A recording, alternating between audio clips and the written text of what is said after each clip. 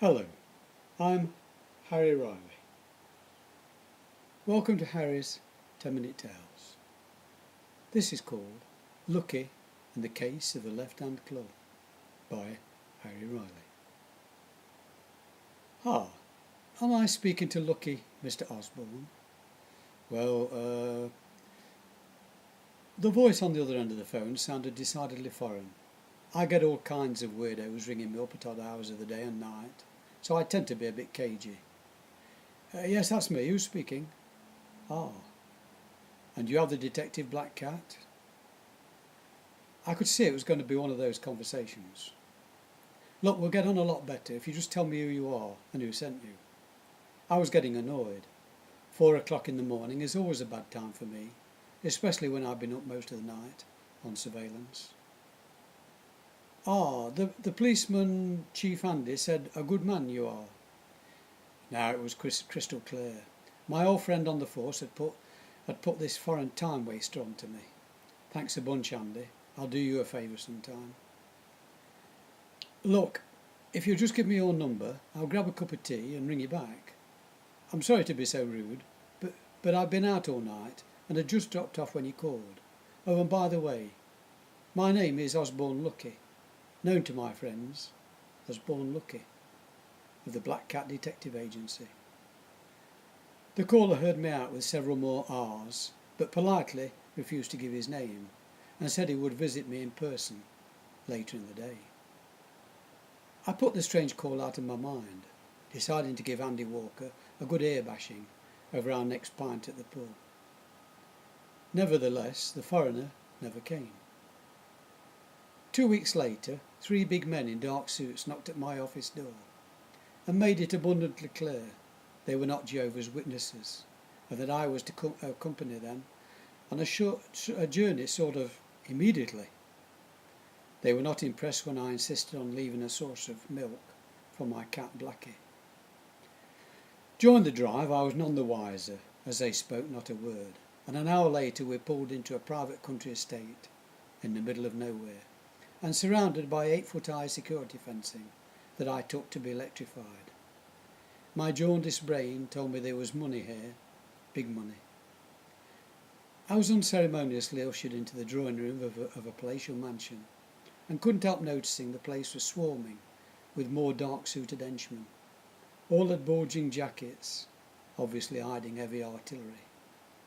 A charming middle-aged woman in a purple silk dress rose gracefully from the chaise longue under the window and held out a long slender hand for me to take. I didn't know whether to shake it or kiss it, but I swallowed hard and fumbled a greeting, and she invited me to sit down beside her. In a thick European accent, she explained how I was to assist her. She apologised for the strange phone call in the early hours of the morning, but said her incompetent male secretary had since left her service. Her story was not uncommon where she came from, where kidnapping was a way of life.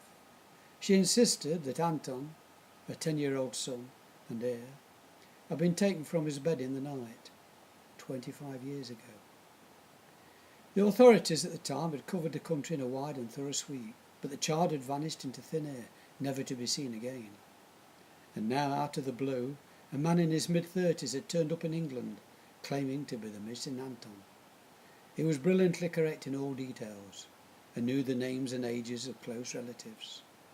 He knew the name of the boy's pet dog, and passing all tests, experts had unanimously agreed he was most likely to be the missing heir. The British police had been asked for assistance, but Chief Inspector Andy Walker had said the case was not in his remit, and had recommended an ex-policeman, me. So here I was. Money was no object, and my rich employer would be forever in my debt if I could discover the true identity of this pretender. True or false, she had to know for certain. As a mother, and also because the family fortune was immense. I inquired if any of the early staff still remained, but it seemed there was only the dotty old nanny aunt who had nurtured the boy, but it would be next to worthless interviewing her, as she suffered from dementia, and was hardly sure of anything these days. Nevertheless, I said I would try, if she would fix the time and date for me to call again. It was agreed that I could interrogate the senile old lady, but that I would have to be gentle with her so as not to upset her too much. I was given a calling card and allowed to attend the next meeting under my own steam, being under instruction not to discuss this investigation with anyone, or my contract would be terminated forthwith. Possibly me as well, I thought. Blackie was all over me when I got back. It was rare for me to go anywhere without him these days. Despite giving my word, I discussed the case with Blackie, and he listened all ears as cats do. And I wasn't sure he understood all the ramblings of his single, adopted owner. But afterwards he put on his most intelligent face and licked his paw to show me he would do his best to assist. I already knew there was much more to this cat than I could ever imagine. On the appointed day I still had no idea how I was to tell if this was the missing boy all grown up. But I started the car and set off with Blackie as usual, curled up on the back seat. My heart sank as I entered the large house again and saw the old woman I was to question. She had the glazed eye of the mentally sick, and I knew instinctively it was useless. One of the security guards made a desperate grab for Blackie as he jumped upon the old girl's lap. But my wealthy employer saw how Nanny had reacted positively to the cat, and I was encouraged to begin. Those glazed eyes were now well alight, and I was asked if she, and as I asked if she remembered young Anton, she replied, "Oh yes, such a clever boy." On cue, the newly returned Anton came into the room for the first time, and she smiled at him absent-mindedly, while stroking my cat affectionately. Blackie just hissed at him and arched his back. Nanny started reminiscing. My Anton loved writing. He was a brilliant poet, and had started a club for his friends to join in. I interrupted her as an idea struck me, and I asked Anton to write out a simple rhyme. He was only too happy to oblige, and Nanny watched carefully as he put pen to paper. A puzzled look came over her face, and she jumped up in alarm. No, that's not right." Pointing an accusing finger at Anton, she screamed out, "He's a fake." The guards closed in on the usurper as she continued. My Anton didn't write like that. The group he founded as a young boy was the Left Hand Club. This man writes with his right hand.